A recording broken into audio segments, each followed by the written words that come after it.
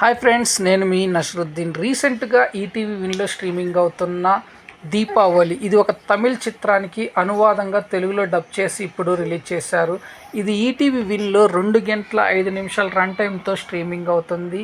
దీనికి టైటిల్ దీపావళి అని ఎందుకు పెట్టారంటే, ఒక ఎటువంటి ఆదాయం లేని ఒక ముసలి తాత తన మనవడి కోసము పండగ సందర్భంగా బట్టలు కొనటం కోసము ఆయన పడే తపన తాపత్రయమని ఒక సినిమా రూపంలో ఆవిష్కరించిన డైరెక్టర్కి ఏదేమైనప్పటికీ ఇప్పుడు జనరేషన్ వాళ్ళు హ్యాట్సప్ చెప్పాలి. ఎందుకనంటే ఇటువంటి కథ, స్క్రీన్ ప్లే, నేరేషన్, స్టోరీ అనేది చాలా బాగా చక్కగా చూపించిన డైరెక్టర్ని అప్రిషియేట్ చేసి తీరాలి. ఎందుకంటే మనందరం ఇప్పుడు వచ్చే సినిమాలు ఫైట్స్, యాక్షన్స్, లవ్ ట్రాక్ ఇలా ఎన్నెన్నో ఫార్ములాలతో చూస్తున్నప్పటికీ ఇటువంటి కొత్తదనము, మంచి విలేజ్ అట్మాస్ఫియర్ తోటి ఒక మంచి సామాజిక స్పృహత కూడిన ఈ చిత్రాన్ని ఆవిష్కరించిన డైరెక్టర్కి ఏదేమైనప్పటికీ మనము కృతజ్ఞతలు అనేది తెలియచేయాలి. ఇకపోతే ఈ సినిమాలో మొత్తం 3 క్యారెక్టర్స్ని 3 చాప్టర్లుగా చిత్రీకరించిన డైరెక్టర్ ఒక చాప్టర్లో వచ్చేసి ఒక లవ్ ట్రాక్,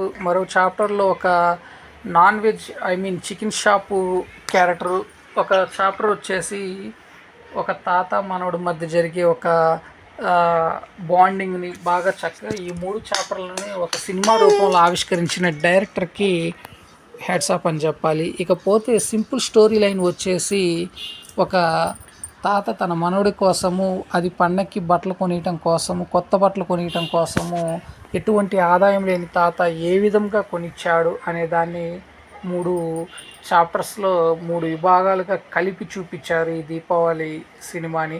సో చాలా బాగుంటుంది. అట్లానే ఈ సినిమా స్లో నేరేట్ అయినప్పటికీ చాలా చక్కగా బాగుంటుంది. ఎక్కడ ల్యాక్ చేసినట్టు అనిపించదు. అట్లానే చూస్తున్నంతసేపు కొన్ని కొత్త పాయింట్లు యాడ్ అవటము, చూస్తున్నంతసేపు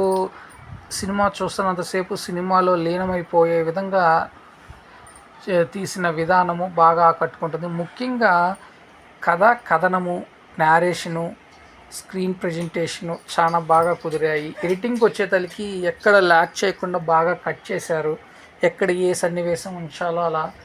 ఇకపోతే ప్రొడక్షన్ వాల్యూస్, లో ప్రొడక్షన్ వాల్యూస్ అని కాదు, కానీ సినిమానే లో బడ్జెట్తో నిర్మించారు కాబట్టి మొత్తం విలేజ్ అట్మాస్ఫియర్లో షూటింగ్ జరిగింది కాబట్టి ఉన్నంతలో మంచి ప్రొడక్షన్ వాల్యూస్ మెయింటైన్ చేసి బాగా చూపించారు. ముఖ్యంగా ఆ తాత మనవడి మధ్య వచ్చే సన్నివేశాలు హృదయానికి హత్తుకునేలా ఉంటాయి.